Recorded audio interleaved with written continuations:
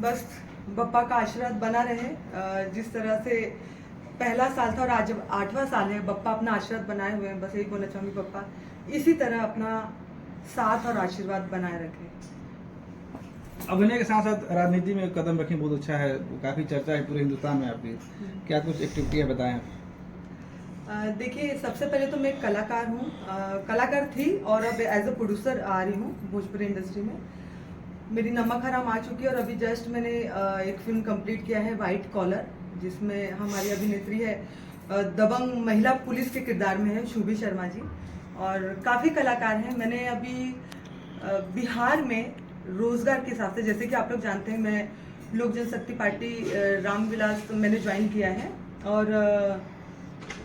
मैंने इस चीज़ को ध्यान में रखते हुए पॉलिटिक्स ज्वाइन किया कि मैं एक कलाकार हूँ और मुझे लगता है कि मैंने जितने इंडस्ट्री में काम किया उसमें बिहार से मतलब 80% लोग बिहार के होते हैं और बिहार में इतना टैलेंट है लेकिन वो दबा हुआ है।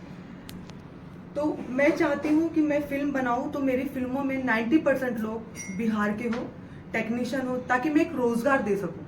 मैंने अभी अनाउंसमेंट किया है कि मैं हर 2 महीने बाद एक भोजपुरी फिल्म करूंगी वहाँ पर, जिसमें 90% लोग हमारे बिहार के होंगे। उसमें टेक्नीशियन हो गए, ड्रेसमैन हो गए, एक्टर हो गए, जो भी, और 10% वो होंगे जिनका मतलब जो मुझे ज़रूरत होगा, क्योंकि अभी अभी मैं वहाँ शूटिंग करने गई हूँ तो मेरा किसी से कांटेक्ट हो पाया नहीं हो पाया, तो 10% उसमें है, बाकी 90% हमारे बिहार के लोग होंगे। तो ये मैंने एक छोटा सा रोजगार का काम शुरू किया है कि हमारे लोगों को काम कैसे मिले, क्योंकि कला भरपूर है बिहार में, लेकिन बस बाहर नहीं आ पा रहा है और इसका कारण सिर्फ और सिर्फ हमारी बिहार की सरकार है। निर्माण के साथ साथ आप उसमें अभिनय भी करेंगे? नहीं, अभी तो फिलहाल सिर्फ एज अ प्रोड्यूसर मैं काम कर रही हूँ। मुझे अभी बहुत काम करना है। मैं बता दूं आप लोगों को कि मैं हर 2 महीने बाद फिल्म करूंगी। मैंने सरकार से बोला है कि प्लीज, मैंने आवाज उठाया है कि बिहार में सब्सिडी शुरू हो और इस शर्त पे हो कि उसमें 50% कलाकार या टेक्नीशियन या जो भी है 50% हमारे बिहार के लोग हो। बिहार में अगर आप सब्सिडी देते हैं, हिंदी फिल्म हो, गुजराती फिल्म हो, साउथ फिल्म हो या भोजपुरी फिल्म हो, कोई भी भाषा की फिल्म हो, उसमें 50% हमारे बिहार के लोग होने चाहिए। और मैंने फिल्म सिटी के लिए आवाज उठाया है।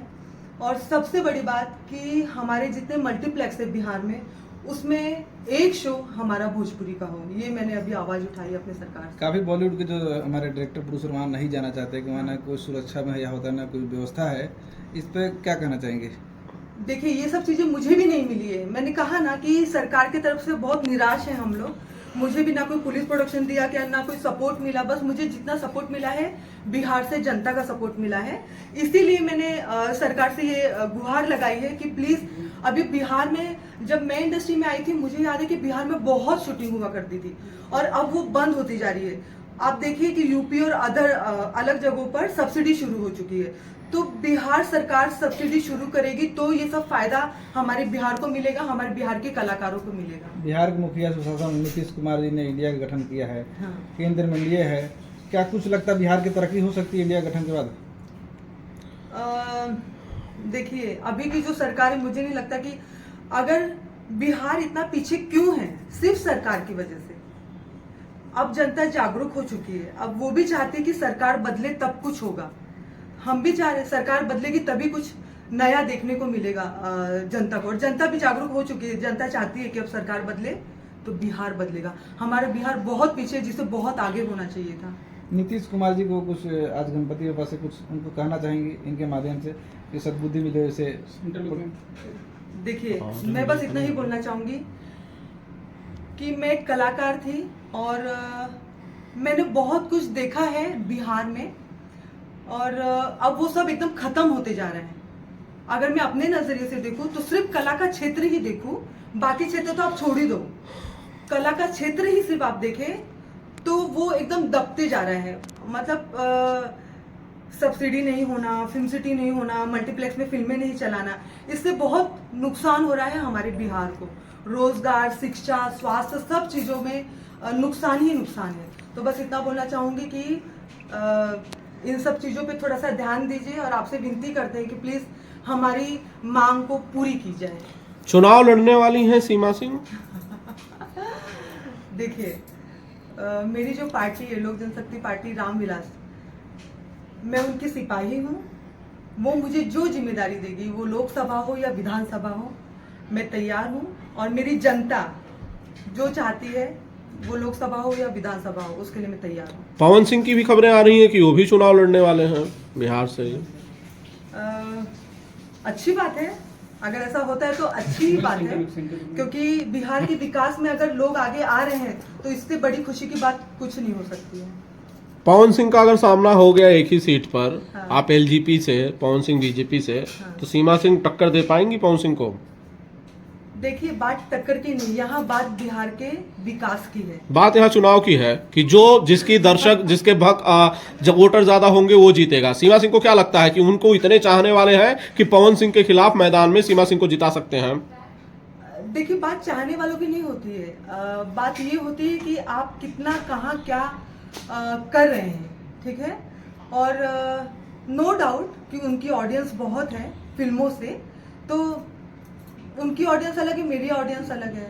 जनता जो चाहेगी, जनता जो फैसला करेगी, उसके ऊपर हम लोग, उसे तो स्वीकार करना ही पड़ेगा। तो हम तो जनता के ऊपर सब छोड़ते हैं। पवन सिंह की बात छोड़ दीजिए, खेसारी लाल की बात छोड़ दीजिए, निरहुआ की बात छोड़ दीजिए, हाँ। किसी भोजपुरी कलाकार के सामने अगर मैदान में सीमा सिंह को उतारा जाए, हाँ। तो क्या उतरेंगी? इंडस्ट्री का साथ देंगी, मैदान छोड़ देंगी कि भैया आप ही लड़ लो, मैं नहीं लड़ूंगी, या फिर दो हाथ हो जाएंगे चुनावी? नहीं, ऐसा नहीं। मैदान में उतरे हैं तो जाहिर सी बात है कि डट के सामना करेंगे। बाकी मैंने ये बोला, मैं तो अपना 100% दूंगी। और मैं अभी जो मैंने काम शुरू किया है, रोजगार के हिसाब से ही मैंने काम शुरू किया है ना।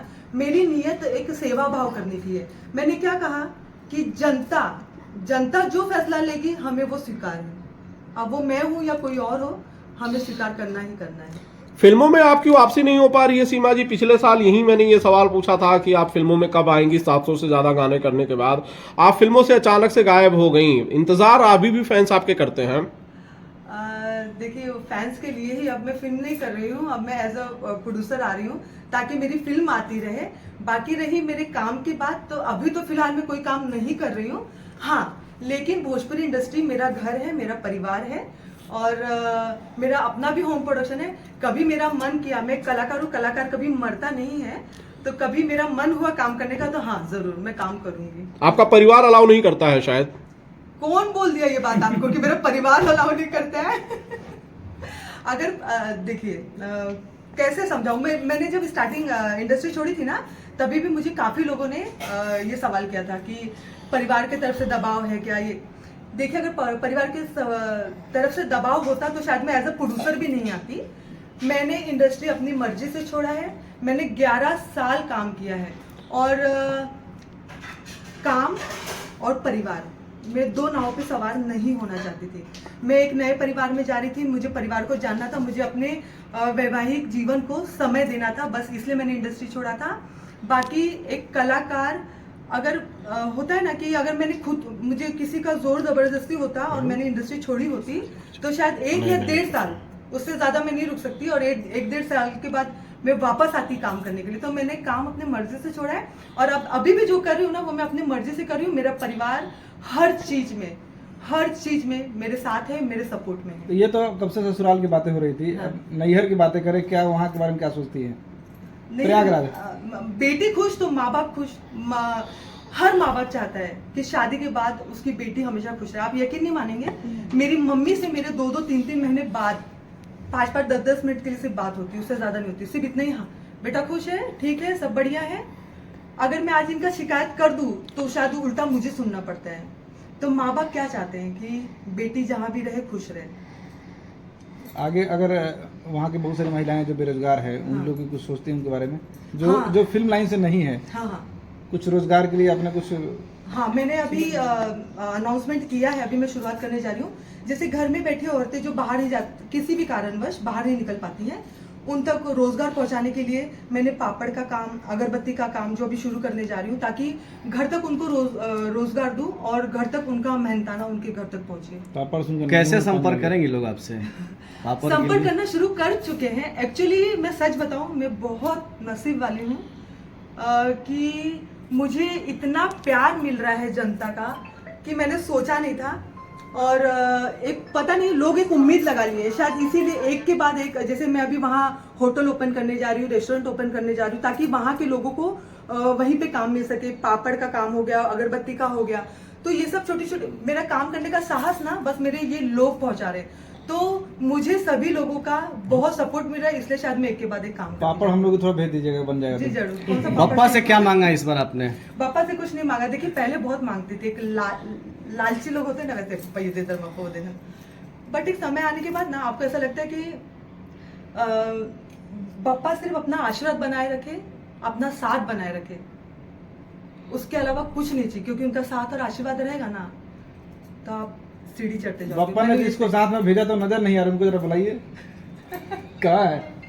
मेरे पति परमेश्वर आइए। अच्छा यही है। जी मेरे पति परमेश्वर, मेरे क्या बात करता धरता, मेरे माई बाप, मेरे सब कुछ। कैसे हैं सर?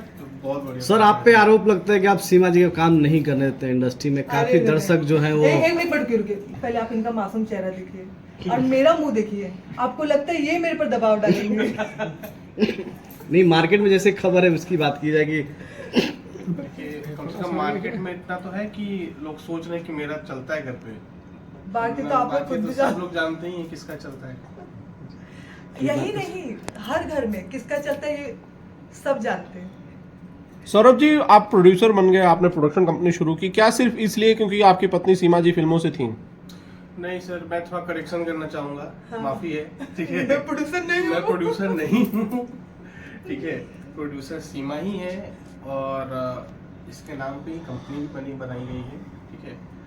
तो ऑल इन वन सब कुछ यही है। देखिए मैं एक चीज बोलना मैं चाहूंगी, बैक सपोर्ट हूँ सर। मैं सिर्फ एक चीज बोलना चाहूंगी, करते सब ये हैं लेकिन ये मेरा सपना पूरा कर रहे हैं। तो ये अपना नाम नहीं देते, यही इनका बड़प्पन है। ये हर चीज में कि ये तुमको करना था ये तुम करो, ये तुम्हें करना था ये तुम करो, ये हमेशा मुझे सपोर्ट किया। और मैंने कभी कुछ एक चीज बोल दिया ना कि मुझे ये करना अरे है कुछ तो बुराई कर दीजिए, सिर्फ तारीफें कर रहे हो कब से। बुराई करने ये लायक- महिलाएं बुराई सुनना चाहती हैं।